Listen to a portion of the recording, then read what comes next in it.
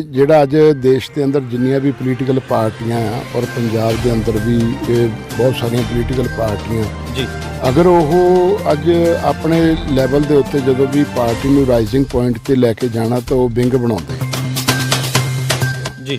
ਤੇ ਜਿਸ ਤਰ੍ਹਾਂ ਹੁਣ ਅਕਾਲੀ ਦਲ ਲੈ ਲਓ, ਜੱਟਾਂ ਦੀ ਪਾਰਟੀ ਕਿਹਾ ਜਾਂਦਾ, ਔਰ ਫਿਰ ਤੁਸੀਂ ਕਾਂਗਰਸ ਲੈ ਲਓ ਜਿਹਦੇ ਵਿੱਚ ਅਮੀਰ ਜਗੀਰਦਾਰ ਲੋਕ ਜ਼ਿਆਦਾ ਆ।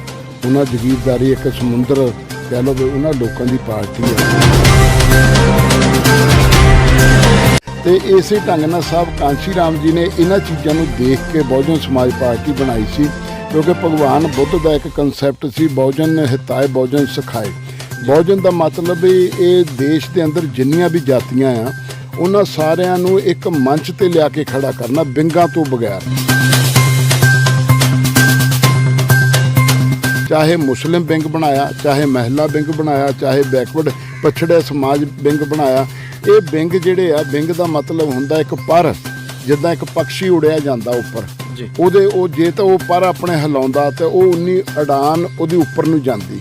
ਜੇ ਆਪਾਂ ਉਹਦੇ ਪਰੇ ਹੀ ਖਿੱਚ ਦਈਏ ਤਾਂ ਉਹਨੇ ਆ ਕੇ ਧਰਤੀ ਤੇ ਡਿੱਗ ਜਾਣਾ। ਇੱਦਾਂ ਹੀ ਇਹ ਵਿੰਗ ਆ। ਇਹ ਜਿੰਨੀਆਂ ਵੀ ਰਾਜਨੀਤਿਕ ਪਾਰਟੀਆਂ, ਇੱਕ BSP ਨੂੰ ਛੱਡ ਕੇ ਜਿੰਨੀਆਂ ਰਾਜਨੀਤਿਕ ਪਾਰਟੀਆਂ ਨੇ ਵਿੰਗ ਬਣਾਏ ਆ, ਉਹ ਪਾਰਟੀਆਂ ਤਾਂ ਆਪ ਇੱਦਾਂ ਜਾਂਦੀਆਂ, ਜਦੋਂ ਆਪ ਚਲੇ ਜਾਂਦੀਆਂ ਰਾਜਸੀ ਸੱਤਾ ਤੇ ਬਹਿ ਜਾਂਦੀਆਂ, ਫਿਰ ਉਹਨਾਂ ਦੇ ਉਹ ਵਿੰਗ ਜਿਹੜੇ ਉਹ ਖਿੱਚ ਦਿੱਤੇ ਜਾਂਦੇ ਆ। ਫਿਰ ਉਹ ਆਪਣੇ ਆਪ ਹੀ ਸਮਾਜ ਜਿਹੜਾ ਠਾਹ ਦੇਣੀ ਪੁੰਜਿਆ ਕੇ ਡਿੱਗ ਜਾਂਦਾ। ਫਿਰ ਉਹਨਾਂ ਦੀ ਸੁਣਵਾਈ ਕਿਤੇ ਨਹੀਂ ਹੁੰਦੀ।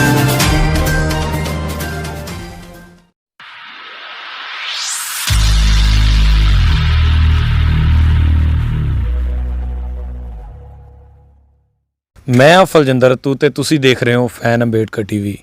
ਅਸੀਂ ਅੱਜ ਗੱਲਬਾਤ ਕਰਾਂਗੇ ਜੋ ਮੌਜੂਦਾ ਹਾਲਾਤ ਨੇ ਪੰਜਾਬ ਦੇ ਔਰ ਇੰਡੀਆ ਦੇ, ਔਰ ਰਾਜਨੀਤਿਕ ਪਾਰਟੀਆਂ ਵੱਲੋਂ ਜੇ ਕਿਸ ਤਰੀਕੇ ਨਾਲ ਲੋਕਾਂ ਨੂੰ ਜੋੜਿਆ ਜਾਂਦਾ, ਕਿਸ ਤਰੀਕੇ ਨਾਲ ਵੋਟਾਂ ਇਕੱਠੀਆਂ ਕਰੀਆਂ ਜਾਂਦੀਆਂ, ਇਹਨਾਂ ਮੁੱਦਿਆਂ ਤੇ ਅੱਜ ਚਰਚਾ ਕਰਾਂਗੇ। ਸਾਡੇ ਨਾਲ ਮੌਜੂਦ ਨੇ ਸ਼੍ਰੀ MP ਸਿੰਘ ਗੁਰਾਇਆ ਜੀ। ਬਹੁਤ ਬਹੁਤ ਸਵਾਗਤ ਹੈ ਗੁਰਾਇਆ ਸਾਹਿਬ ਤੁਹਾਡਾ ਫੈਨ ਅੰਬੇਡਕਰ TV ਵੱਲੋਂ। ਧੰਨਵਾਦ ਜੀ, ਥੈਂਕ ਯੂ। ਗੁਰਾਇਆ ਸਾਹਿਬ, ਪਹਿਲਾ ਕੁਐਸਚਨ ਮੇਰਾ ਇਹ ਆ ਕਿ ਜਿੱਦਾਂ ਕਿ ਆਪਾਂ ਕੋਈ ਵੀ ਰਾਜਨੀਤਿਕ ਪਾਰਟੀ ਲਾ ਲਈਏ, ਚਾਹੇ ਕੋਈ ਵੱਡੀ, ਚਾਹੇ ਕੋਈ ਛੋਟੀ, ਚਾਹੇ ਕੋਈ ਸਟੇਟ ਦੀ ਆ, ਚਾਹੇ ਕੋਈ ਨੈਸ਼ਨਲ ਆ, ਉਹਨਾਂ ਦੇ ਵਿੱਚ ਅਗਰ ਗੱਲ ਕਰਦੇ ਆ, ਬਹੁਤ ਸਾਰੇ ਲੋਕਾਂ ਨੂੰ ਜੋੜਨ ਦੇ ਲਈ ਨਵੇਂ ਹਥਕੰਡੇ, ਨਵੇਂ ਤਰੀਕੇ ਅਪਣਾਏ ਜਾਂਦੇ। ਜਿੱਦਾਂ ਕਿ ਸਭ ਤੋਂ ਪਹਿਲਾਂ ਲਾ ਲਈਏ ਲੇਡੀਜ਼ ਨੂੰ ਜੋੜਨ ਲਈ ਮਹਿਲਾ ਵਿੰਗ, ਮੁਸਲਮਾਨਾਂ ਨੂੰ ਜੋੜਨ ਲਈ ਮੁਸਲਿਮ ਵਿੰਗ, SCਆਂ ਨੂੰ ਜੋੜਨ ਲਈ SC ਵਿੰਗ, ਇੱਦਾਂ ਦੇ ਬਹੁਤ ਸਾਰੇ ਵਿੰਗ ਬਣਾਏ ਜਾਂਦੇ। ਕੀ ਤੁਹਾਨੂੰ ਕੀ ਲੱਗਦਾ ਇਹਨਾਂ ਵਿੰਗਾਂ ਨੂੰ ਜੋੜ ਮਤਲਬ ਦੇਖ ਕੇ ਕਿ ਅਗਰ ਇਹ ਸਾਰੇ ਵਿੰਗ ਖਤਮ ਕਰਕੇ ਇੱਕ ਭਾਈਚਾਰਾ ਜਾਂ ਇੱਕ ਇਨਸਾਨੀਅਤ ਤੌਰ 'ਤੇ ਅਗਰ ਆਪਾਂ ਸੋਚਦੇ ਕਿ ਵਾਕਈ ਦੇਸ਼ ਦਾ ਵਿਕਾਸ ਕਰਨਾ, ਕਿ ਇਹ ਸਭ ਖਤਮ ਨਹੀਂ ਹੋਣੇ ਚਾਹੀਦੇ? ਪਹਿਲਾਂ ਤਾਂ ਸਾਰੇ ਸਰੋਤਿਆਂ ਦਾ ਬਹੁਤ ਬਹੁਤ ਧੰਨਵਾਦ। ਸਤਿ ਸ਼੍ਰੀ ਅਕਾਲ, ਜੈ ਭੀਮ, ਜੈ ਭਾਰਤ। ਕਿਉਂਕਿ ਜਿਹੜਾ ਅੱਜ ਦੇਸ਼ ਦੇ ਅੰਦਰ ਜਿੰਨੀਆਂ ਵੀ ਪੋਲੀਟੀਕਲ ਪਾਰਟੀਆਂ ਆ ਔਰ ਪੰਜਾਬ ਦੇ ਅੰਦਰ ਵੀ ਇਹ ਬਹੁਤ ਸਾਰੀਆਂ ਪੋਲੀਟੀਕਲ ਪਾਰਟੀਆਂ ਜੀ, ਅਗਰ ਉਹ ਅੱਜ ਆਪਣੇ ਲੈਵਲ ਦੇ ਉੱਤੇ ਜਦੋਂ ਵੀ ਪਾਰਟੀ ਨੂੰ ਰਾਈਜ਼ਿੰਗ ਪੁਆਇੰਟ ਤੇ ਲੈ ਕੇ ਜਾਣਾ ਤਾਂ ਉਹ ਵਿੰਗ ਬਣਾਉਂਦੇ ਆ ਜੀ। ਤੇ ਜਿਸ ਤਰ੍ਹਾਂ ਹੁਣ ਅਕਾਲੀ ਦਲ ਲੈ ਲਓ, ਜੱਟਾਂ ਦੀ ਪਾਰਟੀ ਕਿਹਾ ਜਾਂਦਾ, ਔਰ ਫਿਰ ਤੁਸੀਂ ਕਾਂਗਰਸ ਲੈ ਲਓ ਜਿਹਦੇ ਵਿੱਚ ਅਮੀਰ ਜਗੀਰਦਾਰ ਲੋਕ ਜ਼ਿਆਦਾ ਆ। ਉਹਨਾਂ ਜਗੀਰਦਾਰੀ ਇੱਕ ਸਮੁੰਦਰ ਕਹਿ ਲਓ ਵੀ ਉਹਨਾਂ ਲੋਕਾਂ ਦੀ ਪਾਰਟੀ ਆ। ਇਸੇ ਤਰ੍ਹਾਂ ਫਿਰ ਤੁਸੀਂ ਲੈ ਲਓ ਹੋਰ ਛੋਟੀਆਂ ਮੋਟੀਆਂ ਪੋਲੀਟੀਕਲ ਪਾਰਟੀਆਂ ਨੇ, ਉਹ ਵੀ ਜਿਹੜੀਆਂ ਉਹ ਡੋਮੀਨੇਟਡ ਉਹ ਜੱਟ ਸਮਾਜ ਨੂੰ, ਜੇ BJP ਲੈ ਲਓ ਤਾਂ ਬ੍ਰਾਹਮਣ ਸਮਾਜ ਦੀ ਪਾਰਟੀ ਆ ਉਹ। ਤਾਂ ਇਹ ਪਾਰਟੀਆਂ ਜਦੋਂ ਦੇਖਦੀਆਂ ਕਿ ਅਸੀਂ ਆਪੋ ਆਪਣੇ ਸਮਾਜਾਂ ਦੇ ਨਾਲ ਰਿਲੇਟਡ ਆ, ਸਾਡੇ ਕੋਲ ਬਹੁਤ ਗਿਣਤੀ ਦੇ ਵਿੱਚ ਜੇ ਜੱਟਾਂ ਨੂੰ ਡੋਮੀਨੇਟ ਕਰਦੇ ਤਾਂ ਜੱਟ ਸਮਾਜ ਜ਼ਿਆਦਾ ਆ, ਤਾਂ ਬ੍ਰਾਹਮਣ ਸਮਾਜ ਜ਼ਿਆਦਾ ਹੈ, ਇੱਦਾਂ। ਤੇ ਇਸੇ ਢੰਗ ਨਾਲ ਸਾਹਿਬ ਕਾਂਸ਼ੀ ਰਾਮ ਜੀ ਨੇ ਇਹਨਾਂ ਚੀਜ਼ਾਂ ਨੂੰ ਦੇਖ ਕੇ ਬਹੁਜਨ ਸਮਾਜ ਪਾਰਟੀ ਬਣਾਈ ਸੀ, ਕਿਉਂਕਿ ਭਗਵਾਨ ਬੁੱਧ ਦਾ ਇੱਕ ਕਨਸੈਪਟ ਸੀ ਬਹੁਜਨ ਹਿਤਾਏ ਬਹੁਜਨ ਸਿਖਾਏ। ਬਹੁਜਨ ਦਾ ਮਤਲਬ ਵੀ ਇਹ ਦੇਸ਼ ਦੇ ਅੰਦਰ ਜਿੰਨੀਆਂ ਵੀ ਜਾਤੀਆਂ ਆ ਉਹਨਾਂ ਸਾਰਿਆਂ ਨੂੰ ਇੱਕ ਮੰਚ ਤੇ ਲਿਆ ਕੇ ਖੜਾ ਕਰਨਾ ਵਿੰਗਾਂ ਤੋਂ ਬਗੈਰ। ਹੁਣ ਤੁਸੀਂ ਇਹ ਦੇਖਿਆ ਹੋਊਗਾ ਕਿ ਮੋਰ ਓਵਰ ਜਦੋਂ ਆਪਾਂ ਗੱਲ ਕਰਦੇ ਹਾਂ ਕਿ ਅੱਜ ਅਕਾਲੀ ਦਲ ਨੇ SC ਵਿੰਗ ਬਣਾ ਲਿਆ, SC ਵਿੰਗ ਬਣਾ ਲਿਆ, ਇੱਦਾਂ ਕਾਂਗਰਸ ਨੇ SC ਵਿੰਗ ਬਣਾ ਲਿਆ, ਇੱਦਾਂ ਹੀ ਹੋਰ ਪੋਲੀਟੀਕਲ ਪਾਰਟੀਆਂ ਨੇ, ਉਹ ਫਿਰ ਕੀ ਕਰਦੇ ਕਿ ਸਾਡੇ ਸਮਾਜ ਦੇ ਨੇਤਾਵਾਂ ਨੂੰ ਛੋਟੇ ਅਹੁਦੇ ਦੇ ਦਿੰਦੇ ਆ। ਉਹਨਾਂ ਨੂੰ ਕਹਿੰਦੇ ਹੁਣ ਤੁਸੀਂ ਕੰਮ ਕਰੋ, ਕੰਮ ਕਰਕੇ ਲੋਕਾਂ ਨੂੰ ਇਕੱਠਾ ਕਰੋ, ਲੋਕਾਂ ਤੋਂ ਪੈਸਾ ਇਕੱਠਾ ਕਰਕੇ ਦਿਓ। ਜਦੋਂ ਉਹ ਸਮਾਜ ਦੇ ਬੁਨਿਆਦੀ ਮਸਲਿਆਂ ਦੀ ਗੱਲ ਆਉਂਦੀ ਆ ਤੇ ਉਸ ਵੇਲੇ ਉਹ ਸਮਾਜ ਆਪਣੇ ਲਈ ਕੰਮ ਕਰਦੇ, ਨਾ ਕਿ ਉਹਨਾਂ ਲੋਕਾਂ ਲਈ। ਚਾਹੇ ਮੁਸਲਿਮ ਵਿੰਗ ਬਣਾਇਆ, ਚਾਹੇ ਮਹਿਲਾ ਵਿੰਗ ਬਣਾਇਆ, ਚਾਹੇ ਬੈਕਵਰਡ ਪਛੜਿਆ ਸਮਾਜ ਵਿੰਗ ਬਣਾਇਆ। ਇਹ ਵਿੰਗ ਜਿਹੜੇ ਆ, ਵਿੰਗ ਦਾ ਮਤਲਬ ਹੁੰਦਾ ਇੱਕ ਪਰ, ਜਿੱਦਾਂ ਇੱਕ ਪੰਛੀ ਉੜਿਆ ਜਾਂਦਾ ਉੱਪਰ ਜੀ ਉਹਦੇ ਉਹ ਜੇ ਤਾਂ ਉਹ ਪਰ ਆਪਣੇ ਹਿਲਾਉਂਦਾ ਤੇ ਉਹ ਉਨੀ ਉਡਾਨ ਉਹਦੇ ਉੱਪਰ ਨੂੰ ਜਾਂਦੀ, ਜੇ ਆਪਾਂ ਉਹਦੇ ਪਰੇ ਹੀ ਖਿੱਚ ਦਈਏ ਤਾਂ ਉਹਨੇ ਆ ਕੇ ਧਰਤੀ ਤੇ ਡਿੱਗ ਜਾਣਾ। ਇਦਾਂ ਹੀ ਇਹ ਵਿੰਗ ਆ। ਇਹ ਜਿੰਨੀਆਂ ਵੀ ਰਾਜਨੀਤਿਕ ਪਾਰਟੀਆਂ, ਇੱਕ ਬੀਐਸਪੀ ਨੂੰ ਛੱਡ ਕੇ ਜਿੰਨੀਆਂ ਰਾਜਨੀਤਿਕ ਪਾਰਟੀਆਂ ਨੇ ਵਿੰਗ ਬਣਾਏ ਆ, ਉਹ ਪਾਰਟੀਆਂ ਤਾਂ ਆਪ ਇਦਾਂ ਜਾਂਦੀਆਂ, ਜਦੋਂ ਆਪ ਚਲੇ ਜਾਂਦੀਆਂ ਰਾਜਸੀ ਸੱਤਾ ਤੇ ਬਹਿ ਜਾਂਦੀਆਂ, ਫਿਰ ਉਹਨਾਂ ਦੇ ਉਹ ਵਿੰਗ ਜਿਹੜੇ ਉਹ ਖਿੱਚ ਦਿੱਤੇ ਜਾਂਦੇ ਆ, ਫਿਰ ਉਹ ਆਪਣੇ ਆਪ ਹੀ ਸਮਾਜ ਜਿਹੜਾ ਠਾਹ ਦੇਣੀ ਪੁੰਜਿਆ ਕੇ ਡਿੱਗ ਜਾਂਦਾ, ਫਿਰ ਉਹਨਾਂ ਦੀ ਸੁਣਵਾਈ ਕਿਤੇ ਨਹੀਂ ਹੁੰਦੀ। ਇਸ ਕਰਕੇ ਇਹਨਾਂ ਵਿੰਗਾਂ ਤੋਂ ਉੱਪਰ ਉੱਠ ਕੇ ਸਮਾਜ ਦੇ ਨੇਤਾਵਾਂ ਨੂੰ ਚਾਹੀਦਾ, ਚਾਹੇ ਐਸਸੀ ਲੀਡਰ ਆ, ਚਾਹੇ ਬੀਸੀ ਲੀਡਰ ਆ, ਚਾਹੇ ਉਹ ਮੁਸਲਿਮ ਲੀਡਰ ਆ, ਚਾਹੇ ਉਹ ਮਹਿਲਾ ਲੀਡਰ ਆ, ਚਾਹੇ ਉਹ ਘੱਟ ਗਿਣਤੀਆਂ ਦੇ ਲੀਡਰ ਆ, ਚਾਹੇ ਈਸਾਈ ਲੀਡਰ ਆ, ਕੋਈ ਵੀ ਲੀਡਰ ਆ, ਉਹ ਪਾਰਟੀ ਕਿਸੇ 'ਚ ਵੀ ਚਲੇ ਜਾਵੇ, Akali Dal, Congress, BJP, BSP, CPI, CPM, ਕਿਸੇ 'ਚ ਵੀ ਜਾਂਦੇ, ਉਹਨਾਂ ਨੂੰ ਇਹ ਕਹੇ ਕਿ ਮੈਂ ਪਾਰਟੀ ਦੀ ਮੁੱਖ ਧਾਰਾ ਦੇ ਪ੍ਰੋਗਰਾਮ ਦੇ ਵਿੱਚ ਸ਼ਾਮਲ ਹੋਣਾ। ਅਗਰ ਤੁਸੀਂ ਮੈਨੂੰ ਕੋਈ ਅਹੁਦਾ ਦੇਣਾ ਤਾਂ ਮੈਂ ਸਟੇਟ ਪ੍ਰੈਜ਼ੀਡੈਂਟ ਜਿਹੜਾ ਤੁਹਾਡੇ ਸਮਾਜ ਦਾ ਆ, ਉਹਦੀ ਉਸ ਜਿਹੜੀ ਨੈਸ਼ਨਲ ਲੈਵਲ ਦੀ ਐਡਵਾਈਜ਼ਰੀ ਕਮੇਟੀ ਆ ਜਾਂ PAC ਆ, ਉਹਦੇ ਵਿੱਚ ਮੈਨੂੰ ਸ਼ਾਮਲ ਕਰੋ, ਤਾਂ ਜੋ ਕਿ ਮੇਰੀ ਜਿਹੜੀ ਗਿਣਤੀ ਆ ਉਹ ਹਰ ਪੋਲੀਟੀਕਲ ਪਾਰਟੀ ਦੇ ਮੇਨ ਸਟਰੀਮ ਦੇ ਵਿੱਚ ਆਉਣੀ ਚਾਹੀਦੀ। ਤੁਹਾਨੂੰ ਕੀ ਲੱਗਦਾ ਕਿ ਜਿੱਦਾਂ ਤੁਸੀਂ ਅੱਜ ਗੱਲ ਕਰ ਰਹੇ, ਇਹ ਸਭ ਹੋਊਗਾ? ਰਾਜਨੀਤਿਕ ਪਾਰਟੀਆਂ ਇਹ ਸਭ ਕਰਨਗੀਆਂ? ਰਾਜਨੀਤਿਕ ਪਾਰਟੀਆਂ ਤਾਂ ਦੇਖੋ, ਮੈਂ ਤੁਹਾਨੂੰ ਪਹਿਲਾਂ ਹੀ ਕਿਹਾ, ਜੇ ਬੀਜੇਪੀ ਆ ਤਾਂ ਉਹ ਬ੍ਰਾਹਮਣਾਂ ਦੀ ਪਾਰਟੀ ਆ, ਅਕਾਲੀ ਦਲ ਉਹ ਜੱਟਾਂ ਦੀ ਪਾਰਟੀ ਆ। ਤੇ ਲੇਕਿਨ ਬਹੁਤ ਸਾਰੇ ਲੀਡਰ ਇੱਦਾਂ ਦੇ ਵੀ ਆ ਜੋ MLA MP ਬਹੁਤ ਸਾਰੇ ਇੱਦਾਂ ਹੁੰਦਾ ਆ ਦੇਖਣ ਨੂੰ ਕਿ ਜਿਹੜੇ ਵਿੰਗ ਬਣੇ ਹੁੰਦੇ ਉਹਨਾਂ ਵਿੱਚੋਂ ਚੁਣ ਕੇ ਕਿਸੇ ਨਾ ਕਿਸੇ ਨੂੰ ਅਹੁਦਾ ਦਿੱਤਾ ਜਾਂਦਾ ਇਸ ਤਰੀਕੇ। ਅਹੁਦੇ ਉਹ ਵਿੰਗਾਂ ਤੱਕ ਸੀਮਤ ਹੈ ਨਾ ਜੀ। ਨਹੀਂ, ਵਿੰਗਾਂ ਤੋਂ ਬਾਅਦ ਅੱਗੇ ਲੀਡਰ ਵੀ ਬਣਾਇਆ ਜਾਂਦਾ ਉਹਨਾਂ ਨੂੰ? ਨਹੀਂ, ਲੀਡਰ ਕੋਈ ਨਹੀਂ ਬਣਾਇਆ ਜਾਂਦਾ। ਲੀਡਰ ਸਿਰਫ ਉਹਨਾਂ ਨੂੰ ਵੋਟਾਂ ਲੈਣ ਲਈ ਬਣਾਇਆ ਜਾਂਦਾ, ਉਹਨੂੰ ਵਰਤਿਆ ਜਾਂਦਾ। ਔਰ ਜਿਸ ਵੇਲੇ ਉਹ ਵਰਤਿਆ ਜਾਂਦਾ, ਜਿੱਦਣ ਕੰਡਮ ਕਰਕੇ ਰੱਦੀ ਦੀ ਟੋਕਰੀ 'ਚ ਸੱਟ ਕੇ ਨਵਾਂ ਲੀਡਰ ਅਪੁਆਇੰਟ ਫੇ ਕਰ ਦਿੰਦੇ ਆ। ਮਗਰ ਜਿਹੜੇ ਮੇਨ ਸਟਰੀਮ ਦੇ ਲੀਡਰ ਆ, ਜਿੱਦਾਂ ਹੁਣ ਮੰਨ ਲਓ ਅਕਾਲੀ ਦਲ ਲੈ ਲਓ ਤੁਸੀਂ, ਅਕਾਲੀ ਦਲ ਦੇ ਵਿੱਚ ਜਿੰਨੇ ਬੰਦੇ ਆ ਉਹ ਲੀਡਰ ਹੈਗੇ ਆ, ਉਹ ਤਕਰੀਬਨ ਜੇ ਕੰਮ ਕਰਦੇ ਆ ਤਾਂ ਉਹ ਸਿਰਫ ਕੰਮ ਕਰਦੇ ਆ ਅਕਾਲੀ ਦਲ ਮੇਨ ਸਟਰੀਮ ਲਈ। ਕਾਂਗਰਸ ਇੱਕ ਬਹੁਤ ਵੱਡਾ ਸਮੁੰਦਰ ਆ। ਕਾਂਗਰਸ ਦੇ ਵਿੱਚ ਜੇ ਕੋਈ ਕੰਮ ਕਰਦਾ ਤਾਂ ਮੇਨ ਸਟਰੀਮ ਲਈ ਕੰਮ ਕਰਦਾ।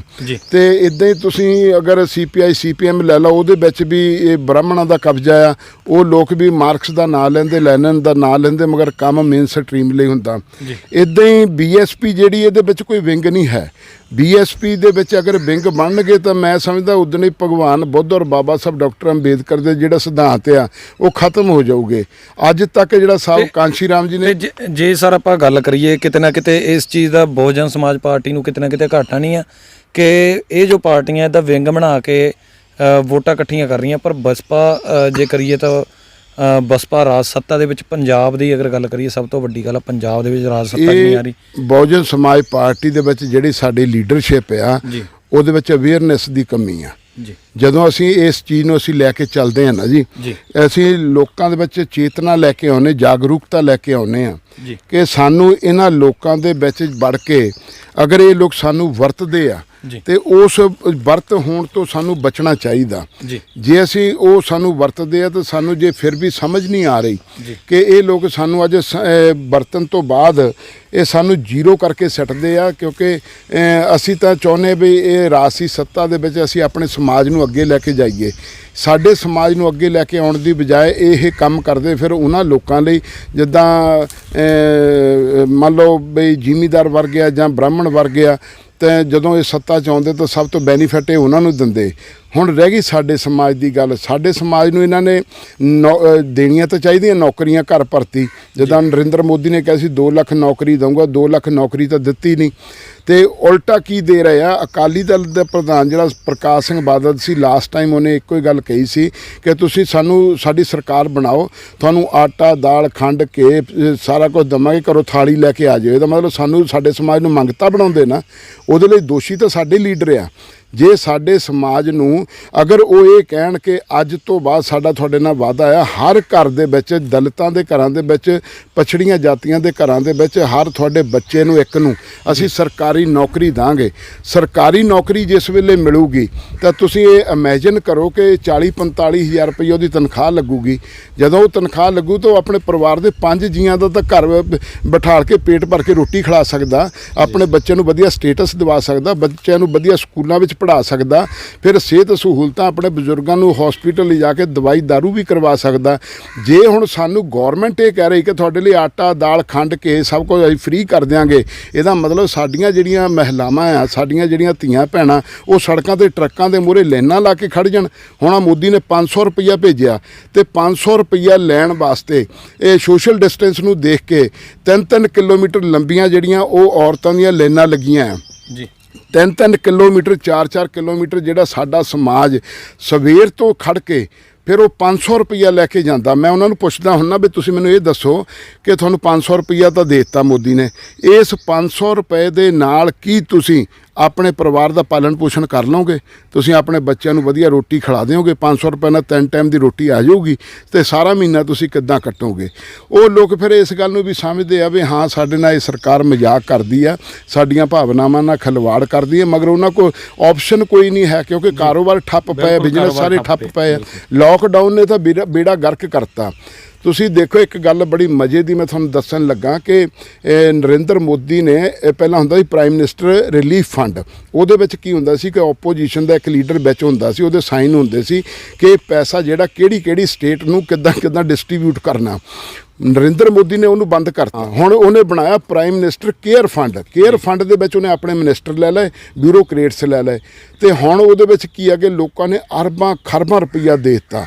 ਪਰ ਇਹ ਜਿਹੜਾ ਇਹ ਸਭ ਲੋਕਡਾਊਨ ਹੋਇਆ, ਲੋਕਡਾਊਨ ਦੇ ਵਿੱਚ ਜੇ ਆਪਾਂ ਗੱਲ ਕਰੀਏ ਆਮ ਜਨਤਾ ਤਾਂ ਬਿਲਕੁਲ ਘਰਾਂ 'ਚ ਬੈਠੀ ਸੀ ਔਰ ਸਭ ਤੋਂ ਵੱਡੀ ਮਜਬੂਰੀ ਸੀ ਪੇਟ ਭਰਨਾ, ਕਿਉਂਕਿ ਇਹੀ ਸਭ ਤੋਂ ਵੱਡੀ ਮਜਬੂਰੀ ਸੀ। ਅਗਰ ਇਹ ਚੀਜ਼ ਨੂੰ ਦੇਖੀਏ ਇਹਨਾਂ ਦਿਨਾਂ ਦੇ ਵਿੱਚ ਫਾਇਦਾ ਕੌਣ ਲੈ ਕੇ ਗਿਆ? ਮੈਂ ਉਹੀ ਦੱਸ ਰਿਹਾ ਨਾ ਜੀ, ਪ੍ਰਾਈਮ ਮਿਨਿਸਟਰ ਕੇਅਰ ਫੰਡ 'ਚ ਜਿਹੜਾ ਪੈਸਾ ਦਿੱਤਾ ਗਿਆ ਸੀ ਉਹ ਇਸ ਕਰਕੇ ਦਿੱਤਾ ਗਿਆ ਸੀ ਕਿ ਜਿਹੜਾ ਸਾਡਾ ਗਰੀਬ ਸਮਾਜ ਆ, ਕਿਸੇ ਵੀ ਜਾਤੀ ਧਰਮ ਔਰ ਮਜ਼ਹਬ ਨੂੰ ਕਿਉਂ ਨਹੀਂ ਬਿਲੋਂਗ ਕਰਦਾ, ਉਹ ਗਰੀਬ ਸਮਾਜ ਦੇ ਲੋਕਾਂ ਨੂੰ ਘੱਟੋ ਘੱਟ ਘਰ ਬੈਠਿਆਂ ਨੂੰ ਰੋਟੀ ਪਾਣੀ ਦੀ ਵਿਵਸਥਾ, ਹਰ ਚੀਜ਼ ਦੀ ਜਿਹੜੀ ਵਿਵਸਥਾ ਹੋਣੀ ਚਾਹੀਦੀ, ਉਹਨਾਂ ਨੂੰ ਮਿਲਣੀ ਚਾਹੀਦੀ ਆ।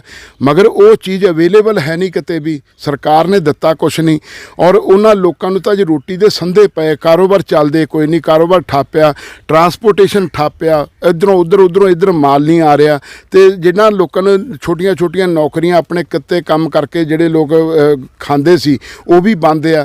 ਤੇ ਇਹੋ ਜਿਹੇ ਹਾਲਾਤਾਂ ਦੇ ਵਿੱਚ ਅੱਜ ਦੋਸ਼ੀ ਮੈਂ ਸਮਝਦਾ ਕਿ ਕੇਂਦਰ ਦੀ ਸਰਕਾਰ ਆ, ਪਲੱਸ ਉਹਦੇ ਨਾਲ ਰਾਜ ਸਰਕਾਰ ਆ। ਜੇ ਅੱਜ 72,000 ਟਨ ਕਣਕ ਦਿੱਤੀ ਤੇ ਕੈਪਟਨ ਅਮਰਿੰਦਰ ਸਿੰਘ ਕਹਿੰਦਾ ਅੱਧੀ ਦਾਲ ਆਈ ਇਸ ਕਰਕੇ ਨਹੀਂ ਅਸੀਂ ਕਣਕ ਦਿੱਤੀ, ਕਣਕ ਤਾਂ ਕਿਸੇ ਨੂੰ ਮਿਲੀ ਨਹੀਂ। ਉਹ ਤਾਂ ਲੀਡਰਾਂ ਦੇ ਏਡੇ ਵੱਡੇ ਢਿੱਡ ਆ ਕਿ ਉਹ ਸਾਰਾ ਮਾਲ ਆਪ ਹੀ ਹੜੱਪ ਕਰ ਗਏ। ਤੇ ਜੇ ਕਿਸੇ ਨੂੰ ਮਿਲ ਜਾਂਦਾ ਤਾਂ ਮੈਂ ਕਹਿੰਦਾ 2.5 ਕਰੋੜ ਪੰਜਾਬ ਦੀ ਆਬਾਦੀ ਹੈ, 2.5 ਕਰੋੜ ਲੋਕਾਂ ਦੇ ਵਿੱਚ ਅਗਰ ਉਹ ਅਨਾਜ ਵੰਡ ਹੋ ਜਾਂਦਾ ਤਾਂ ਕੋਈ ਬੰਦਾ ਪੰਜਾਬ ਛੱਡ ਕੇ ਆਪੋ ਆਪਣੀਆਂ ਪ੍ਰਦੇਸ਼ਾਂ ਨੂੰ ਜਾਣ ਨੂੰ ਤਿਆਰ ਨਹੀਂ ਸੀ। ਅੱਜ ਰਾਤੋਂ ਰਾਤ ਲੋਕਾਂ ਨੂੰ ਆਪਣੇ ਘਰ ਛੱਡ ਕੇ, ਕਿਉਂਕਿ ਮਾਲਕ ਮਕਾਨ ਕਿਰਾਏ ਮੰਗਦੇ ਸੀ, ਪੈਸਾ ਉਹਨਾਂ ਕੋਲ ਹੈ ਨਹੀਂ ਸੀ, ਤੁਰ ਪਏ 1500 2-2000 ਕਿਲੋਮੀਟਰ ਚੱਲ ਕੇ ਆਪੋ ਆਪਣੇ ਪ੍ਰਦੇਸ਼ਾਂ ਨੂੰ ਚਲੇ ਗਏ। ਤਾਂ ਫਿਰ ਵੀ ਸਰਕਾਰ ਦੀਆਂ ਅੱਖਾਂ ਨਹੀਂ ਖੁੱਲੀਆਂ, ਛੋਟੇ ਬੱਚੇ ਰਾਹਾਂ 'ਚ ਜਾਂਦੇ, ਬਜ਼ੁਰਗ ਜਿਹੜੇ ਉਹ ਮੌਤ ਦੇ ਘਾਟ ਉਤਰ ਗਏ, ਸਰਕਾਰ ਨੂੰ ਕੋਈ ਦੱਸਿਆ ਨਹੀਂ। ਅੱਜ ਜੋ ਹਾਲਾਤ ਭਾਰਤ ਦੇ ਔਰ ਪੰਜਾਬ ਦੇ ਬਣੇ ਆ, ਇਹਦੇ ਲਈ ਦੋਸ਼ੀ ਜਿਹੜੀਆਂ ਉਹ ਸਾਡੀਆਂ ਸਰਕਾਰਾਂ ਆ ਔਰ ਜਿਹੜਾ ਅਰਬਾਂ ਰੁਪਈਆ ਲੋਕਾਂ ਨੇ, ਗਰੀਬਾਂ ਨੇ ਆਪਣੀਆਂ ਜੇਬਾਂ 'ਚੋਂ ਕੱਢ ਕੇ ਜਿਹੜਾ ਕੇਂਦਰ ਸਰਕਾਰ ਨੂੰ ਦਿੱਤਾ ਪ੍ਰਾਈਮ ਮਿਨਿਸਟਰ ਕੇਅਰ ਫੰਡ ਦੇ ਵਿੱਚ, ਉਹ ਪੈਸੇ ਦੇ ਨਾਲ ਨਰਿੰਦਰ ਮੋਦੀ ਨੇ ਆਪਣੇ 2 ਲਗਜ਼ਰੀ ਜੈਟ ਏਅਰਵੇਜ਼ ਜਹਾਜ਼ ਖਰੀਦ ਲਏ ਆਪਣੇ ਸੈਰ ਸਪਾਟੇ ਲਈ, ਘੁੰਮਣ ਫਿਰਨ ਲਈ। ਮਗਰ ਪੁੱਛਣ ਵਾਲਾ ਕੋਈ ਨਹੀਂ, RTI ਤੁਸੀਂ ਨਹੀਂ ਪਾ ਸਕਦੇ। ਉਹਦੇ ਵਿੱਚ ਲਿਖਿਆ ਗਿਆ ਕਿ ਅਗਰ ਕਿਸੇ ਨੇ ਕੁਐਸਚਨ ਪੁੱਟ ਅਪ ਕਰਨਾ, ਕੋਈ ਪੈਸੇ ਦੇ ਬਾਰੇ ਪੁੱਛਣਾ ਤੇ ਉਹ ਉਸ ਕਮੇਟੀ ਦਾ ਮੈਂਬਰ ਚਾਹੀਦਾ। ਹੁਣ ਮੈਂਬਰ ਸਾਰੇ ਉਹ ਨਰਿੰਦਰ ਮੋਦੀ ਦੇ ਆ, ਮੈਂਬਰ ਵੀ ਉਹਦੇ ਆ ਤੇ ਸਾਰੇ ਬੰਦੇ ਉਹਦੇ ਨਾਲ ਜੁੜੇ ਹੋ ਆ ਤੇ ਜਿਹੜੇ ਬੰਦੇ ਉਹਨਾਂ ਨਾਲ ਜੁੜੇ ਹੋ ਆ ਉਹ ਦੂਸਰੀਆਂ ਪੋਲੀਟੀਕਲ ਪਾਰਟੀਆਂ ਜਾਂ ਆਮ ਲੋਕਾਂ ਦੀ ਸਾਰ ਕਿੱਥੋਂ ਲੈਣਗੇ? ਇਸ ਕਰਕੇ ਜਦੋਂ ਪੈਸਾ ਹੀ ਸਾਰਾ ਹਜਮ ਕਰ ਗਏ, ਦੇਸ਼ ਦੀ ਜਨਤਾ ਨੂੰ ਮਿਲਿਆ ਕੁਛ ਨਹੀਂ। ਆ ਕਰੋਨਾ ਵਾਇਰਸ ਨੇ ਉੱਦਾਂ ਬੇੜਾ ਗਰਕ ਕਰਤਾ, ਸਾਡਾ ਸਮਾਜ ਜਿਹੜਾ ਇਸ ਵੇਲੇ ਜ਼ੀਰੋ ਹੋਇਆ ਪਿਆ। ਔਰ ਇਹੋ ਜਿਹੇ ਹਾਲਾਤਾਂ ਦੇ ਵਿੱਚ ਮੈਂ ਸਮਝਦਾ ਕਿ ਦੇਸ਼ ਨੂੰ ਦੁਬਾਰਾ ਉੱਪਰ ਉਠਾਉਣਾ ਬਹੁਤ ਔਖਾ। ਜੇ ਆਪਾਂ ਗੱਲ ਕਰੀਏ ਇਹ ਜੋ ਸਭ ਆਪਾਂ ਗੱਲਾਂ ਅੱਜ ਕੀਤੀਆਂ ਆ, ਕੀ ਨਿਚੋੜ ਨਿਕਲਦਾ ਕਿ ਜੇ ਆਪਾਂ ਸੋਚੀਏ ਕਿ ਸਮਾਜ ਜੋ ਦੇਸ਼ ਦੇ ਗਰੀਬ ਲੋਕ ਆ, ਗਰੀਬ ਵਰਗ ਆ, ਉਹਨੂੰ ਕਿਸ ਤਰ੍ਹਾਂ ਉੱਪਰ ਚੱਕਿਆ ਜਾ ਸਕਦਾ, ਕਿਸ ਤਰ੍ਹਾਂ ਉਹ ਆਪਣੇ ਹੱਕਾਂ ਦੀ ਆਵਾਜ਼ ਬੁਲੰਦ ਕਰ ਸਕਦੇ? ਦੇਸ਼ ਦੇ ਅੰਦਰ ਜੇ ਅਸੀਂ ਇਹ ਮੇਨ ਸਟਰੀਮ ਦੀ ਗੱਲ ਕਰਦੇ ਹਾਂ ਨਾ ਕਿ ਲੋਕਾਂ ਦੀ ਆਵਾਜ਼ ਨੂੰ ਕੌਣ ਉਠਾਊਗਾ, ਤੇ CPI CPM ਔਰ ਬਹੁਜਨ ਸਮਾਜ ਪਾਰਟੀ 3 ਐਸੀਆਂ ਪਾਰਟੀਆਂ ਜਿਹੜੀਆਂ ਇੱਕ ਮਿਸ਼ਨ ਦੇ ਸਿਧਾਂਤ ਦੇ ਉੱਤੇ ਚੱਲਦੀਆਂ, ਬਾਕੀ ਸਾਰੀਆਂ ਜਾਗੀਰਦਾਰੀ ਸਿਸਟਮ ਤੇ ਚੱਲਦੀਆਂ। ਇਹ ਤਿੰਨੇ ਹੀ ਪਾਰਟੀਆਂ ਦੇ ਜਿਹੜੇ ਨੇਤਾ ਆ ਉਹ ਅੱਜ ਤੱਕ ਕਿਸੇ ਵੀ ਬੰਦੇ ਦੇ ਲਈ ਬੋਲੇ ਤੱਕ ਨਹੀਂ, ਜਦ ਕਿ ਇਹਨਾਂ ਨੂੰ ਇਹ ਚਾਹੀਦਾ ਸੀ ਕਿ ਜੇ 2 ਮਹੀਨੇ ਦਾ ਲੋਕਡਾਊਨ ਸੀ ਤੇ 2 ਮਹੀਨੇ ਸਾਨੂੰ ਸੜਕਾਂ ਦੇ ਉੱਤੇ ਹੀ ਫਿਰਨਾ ਚਾਹੀਦਾ ਸੀ ਕਿ ਜਿਹੜੇ ਲੋਕ ਸਾਡੇ ਸਮਾਜ ਦੇ ਸਾਡੇ ਤੋਂ ਜਾ ਰਹੇ ਆ ਉਹਨਾਂ ਨੂੰ ਅਸੀਂ ਮੁੜ ਕੇ ਇੰਪਾਵਰ ਕਿੱਦਾਂ ਕਰਨਾ, ਉਹਨਾਂ ਨੂੰ ਰੋਕਣਾ ਕਿੱਦਾਂ ਹੈ। ਸਾਡੇ ਪੰਜਾਬ ਦੀ ਇੰਡਸਟਰੀ ਬਰਬਾਦ ਹੋ ਗਈ ਔਰ 2-2.5 ਲੱਖ ਇੰਡਸਟਰੀ ਜਿਹੜੀ ਆ ਇੱਥੇ ਤਾਲੇ ਲੱਗ ਗਏ ਆ, ਬੈਂਕਾਂ ਦੇ ਕਰਜ਼ਾਈ ਆ। ਬੈਂਕਾਂ RBI ਨੇ ਕਿਹਾ ਸੀ ਵੀ ਤੁਸੀਂ ਕੋਈ ਇੰਟਰਸਟ ਨਹੀਂ ਦੇਣਾ, ਕੋਈ EMI ਨਹੀਂ ਦੇਣੀ। ਬੈਂਕਾਂ ਨੇ ਸੰਘੀ 'ਚ ਗੂਠਾ ਦੇ ਕੇ ਸਾਰਿਆਂ ਤੋਂ EMI ਵੀ ਲਈਆਂ, ਇੰਟਰਸਟ ਵੀ ਲਏ, ਪੈਸਾ ਵੀ ਇਕੱਠਾ ਕੀਤਾ ਔਰ ਸਾਰਾ ਇਕੱਠਾ ਕਰਕੇ ਔਰ ਧੱਕੇ ਦੇ ਨਾਲ ਉਹਨਾਂ ਦੇ ਅਕਾਊਂਟ, ਜਿਨ੍ਹਾਂ ਨੇ ਪੈਸੇ ਨਹੀਂ ਦਿੱਤੇ ਉਹਨਾਂ ਦੇ ਅਕਾਊਂਟ ਵੀ NPA ਕਰ ਦਿੱਤੇ। ਮਗਰ ਬੋਲਣ ਵਾਲਾ ਕੋਈ ਨਹੀਂ, ਨਾ BSP ਬੋਲੀ, ਨਾ CPI CPM ਬੋਲਿਆ। ਇਹੀ ਤਾਂ ਇੱਕ ਪਾਰਟੀਆਂ ਨੇ ਜਿਹੜੀਆਂ ਲੋਕਾਂ ਦੇ ਬੁਨਿਆਦੀ ਮਸਲਿਆਂ ਨੂੰ ਉਠਾਉਂਦੇ ਆ। ਮਗਰ ਮੈਂ 2 ਮਹੀਨੇ, ਤੁਸੀਂ ਮੇਰੀ ਫੇਸਬੁੱਕ ਚੈੱਕ ਕਰ ਲਓ, 2 ਮਹੀਨਿਆਂ ਦੇ ਵਿੱਚ ਜਿੰਨੀਆਂ ਗੱਲਾਂ ਮੈਂ ਤੁਹਾਨੂੰ ਅੱਜ ਕਹਿ ਰਿਹਾ, ਇਹ ਸਾਰੀਆਂ ਗੱਲਾਂ ਮੈਂ ਹਰ ਫੇਸਬੁੱਕ ਦੇ ਉੱਤੇ ਡੇਲੀ, ਚਾਹੇ ਉਹ ਇੰਡਸਟਰੀ ਨਾਲ ਰਿਲੇਟਡ ਆ, ਗਰੀਬਾਂ ਨਾਲ ਰਿਲੇਟਡ ਆ, ਚਾਹੇ ਕੋਈ ਖੇਤ ਮਜ਼ਦੂਰੀ ਕਰਦਾ, ਚਾਹੇ ਕੋਈ ਕਿਸਾਨ ਆ, ਅਗਰ ਮੇਰੇ ਤੱਕ ਕਿਸੇ ਨੇ ਅਪਰੋਚ ਕੀਤੀ, ਮੈਂ ਹਰ ਬੰਦੇ ਦੀ ਗੱਲ ਜਿਹੜੀ ਆ ਫੇਸਬੁੱਕ ਤੇ ਚੁੱਕ ਕੇ ਉਹ ਪ੍ਰਾਈਮ ਮਿਨਿਸਟਰ ਆਫਿਸ ਔਰ CM ਆਫਿਸ, ਮੈਂ ਆਪਣੀ ਉਹ ਸਾਰੇ ਵਿਊ ਜਿਹੜੇ ਉੱਥੇ ਭੇਜਦਾ ਨੇ। ਫਿਰ DPRO ਆਫਿਸ ਜਲੰਧਰ ਆ, ਤੇ ਹਰ ਜਿਸ ਏਰੀਏ ਦੀ ਵੀ ਗੱਲ ਕੀਤੀ ਉੱਥੇ ਦੇ DPRO ਆਫਿਸ ਨੂੰ ਭੇਜੀਆਂ, ਤਾਂ ਜੋ ਕਿ ਲੋਕਾਂ ਦੀ ਕੁਛ ਤਾਂ ਆਵਾਜ਼ ਉੱਠੇ। ਤੇ ਜਦੋਂ ਕੋਈ ਬੋਲ ਹੀ ਨਹੀਂ ਰਿਹਾ, ਫਿਰ ਅਗਰ ਮੈਂ ਬਾਜਵਲ ਇਹ ਵੀ ਸੋਚਦਾ ਹੁੰਦਾ, ਇੱਕ ਬੰਦਾ ਬੋਲੀ ਜਾਂਦਾ, ਅਸੀਂ ਉਹ ਰੋਜ਼ ਉਹ ਗੱਲਾਂ ਕਰੀ ਜਾਂਦੇ ਲੋਕਾਂ ਦੀਆਂ, ਤੇ ਉਹ ਲੋਕਾਂ ਲਈ ਕੋਈ ਆਪਸ਼ਨ ਤਿਆਰ ਹੀ ਨਹੀਂ ਹੋ ਰਿਹਾ, ਤਾਂ ਉਹਦੇ ਵਾਸਤੇ ਫਿਰ ਕੀ ਕੀਤਾ ਜਾਊਗਾ? ਸੋ ਇਸ ਕਰਕੇ ਮੇਰੇ ਕਹਿਣ ਦਾ ਮਤਲਬ ਹੈ ਦੇਸ਼ ਦੇ ਅੰਦਰ ਜਿਹੜੀ ਸਾਡੇ 130 ਕਰੋੜ ਲੋਕਾਂ ਦੀ ਆਬਾਦੀ ਹੈ ਨਾ, 130 ਕਰੋੜ ਲੋਕਾਂ ਵਿੱਚੋਂ ਅੱਧੀ ਆਬਾਦੀ ਜਿਹੜੀ ਇੱਦਾਂ ਦੀ ਆ ਕਿ ਜਿਹੜੇ ਲੋਕ ਅੱਜ ਗਰੀਬੀ ਰੇਖਾ ਦੇ ਥੱਲੇ ਰਹਿ ਰਹੇ, ਜਿਹਨਾਂ ਨੂੰ ਰੋਟੀ, ਕੱਪੜਾ ਔਰ ਮਕਾਨ, ਇਹ 3 ਚੀਜ਼ਾਂ ਨਹੀਂ ਮਿਲਦੀਆਂ। ਇਸ ਕਰਕੇ ਮੈਂ ਤਾਂ ਇਹੀ ਕਹਿਣਾ ਚਾਹੂੰਗਾ ਤੁਹਾਡੇ ਚੈਨਲ ਦੇ ਮਾਧਿਅਮ ਤੋਂ ਕਿ ਲੋਕਾਂ ਨੂੰ ਅਵੇਅਰ ਹੋਣਾ ਚਾਹੀਦਾ, ਉੱਠ ਕੇ ਖੜਾ ਹੋਣਾ ਚਾਹੀਦਾ, ਲੜਾਈ ਸੰਘਰਸ਼ ਕਰਨਾ ਚਾਹੀਦਾ। ਤਦ ਹੀ ਸਰਕਾਰਾਂ ਦੀ ਨੀਂਦ ਜਿਹੜੀ ਉਹ ਖੁੱਲੂਗੀ। ਜਦੋਂ ਨੀਂਦ ਖੁੱਲੂਗੀ ਤਾਂ ਤੁਹਾਡੇ ਲਈ ਕੁਛ ਨਾ ਕੁਛ ਬਣੇਗਾ। ਤੇ ਜਿੰਨੀ ਦੇਰ ਤੱਕ ਸਮਾਜ ਕੁੰਭਕਰਨ ਬਣ ਕੇ ਸੁੱਤਾ ਰਹੂਗਾ ਤੇ ਇਹ ਲੋਕ ਮਾਲਾ ਮਾਲ ਹੁੰਦੇ ਰਹਿਣਗੇ। ਇਹੀ ਕਾਰਨ ਆ ਕਿ ਅੱਜ ਵਰਲਡ ਦੇ 6 ਬੰਦਿਆਂ ਦੇ ਵਿੱਚ ਪ੍ਰਕਾਸ਼ ਸਿੰਘ ਬਾਦਲ ਦਾ ਨਾਂ ਆ, ਉਹ ਕੋਈ ਕਰਜ਼ਾ ਨਹੀਂ ਉਹਦੇ ਸਿਰ ਤੇ। ਵਰਲਡ ਦੇ 6 ਬੰਦਿਆਂ ਵਿੱਚ ਲੈਂਡਲੋਰਡ ਕਹਾਉਂਦਾ ਪ੍ਰਕਾਸ਼ ਸਿੰਘ ਬਾਦਲ, ਇੱਦਾਂ ਹੀ ਕੈਪਟਨ ਅਮਰਿੰਦਰ ਸਿੰਘ ਹੈ, ਇੱਦਾਂ ਹੀ ਬਾਕੀ ਆਏ ਲੋਕ ਫਿਰ ਮਾਲਾ ਮਾਲ ਹੁੰਦੇ ਰਹਿਣਗੇ ਤੇ ਤੁਹਾਡੇ ਲੋਕਾਂ ਦਾ ਜਲੂਸ ਨਿਕਲਦਾ ਰਹੂਗਾ, ਕਚੂੰਬਰ ਨਿਕਲਦਾ ਰਹੂਗਾ। ਇਸ ਆਸ ਔਰ ਉਮੀਦ ਨਾਲ ਤੁਹਾਡਾ ਧੰਨਵਾਦ। ਵਾਹਿਗੁਰੂ ਜੀ ਕਾ ਖਾਲਸਾ, ਵਾਹਿਗੁਰੂ ਜੀ ਕੀ ਫਤਿਹ। ਸੋ ਬਹੁਤ ਬਹੁਤ ਧੰਨਵਾਦ ਜੀ ਤੁਹਾਡਾ। Thank you sir, thank you. ਜੈ ਭੀਮ, ਜੈ ਭਾਰਤ। ਸੋ ਇਹ ਸਨ ਸਾਡੇ ਨਾਲ MP ਸਿੰਘ ਗੁਰਾਇਆ ਜੀ, ਜਿਨ੍ਹਾਂ ਨੇ ਕਿ ਪੰਜਾਬ ਦੇ ਮੌਜੂਦਾ ਹਾਲਾਤਾਂ ਬਾਰੇ ਔਰ ਪੰਜਾਬ ਦੇ ਵਿੱਚ ਜੋ ਅੱਜ ਲੋਕਡਾਊਨ ਤੋਂ ਬਾਅਦ ਦੇ ਜੋ ਸਫ਼ਰ, ਲੋਕਡਾਊਨ ਦਾ ਜੋ ਸਫ਼ਰ ਰਿਹਾ, ਉਸ ਬਾਰੇ ਜਾਣਕਾਰੀ ਦਿੱਤੀ। ਸੋ ਇਸੇ ਤਰ੍ਹਾਂ ਤੁਸੀਂ ਚੈਨਲ ਨੂੰ ਦੇਖਦੇ ਰਹੋ, ਲਾਈਕ, ਸ਼ੇਅਰ, ਕਮੈਂਟ ਜ਼ਰੂਰ ਕਰੋ ਔਰ ਕਮੈਂਟਸ ਦੇ ਵਿੱਚ ਆਪਣੀ ਰਾਏ ਜ਼ਰੂਰ ਦਿਓ। ਦੇਵ ਇਜਾਜ਼ਤ, ਧੰਨਵਾਦ।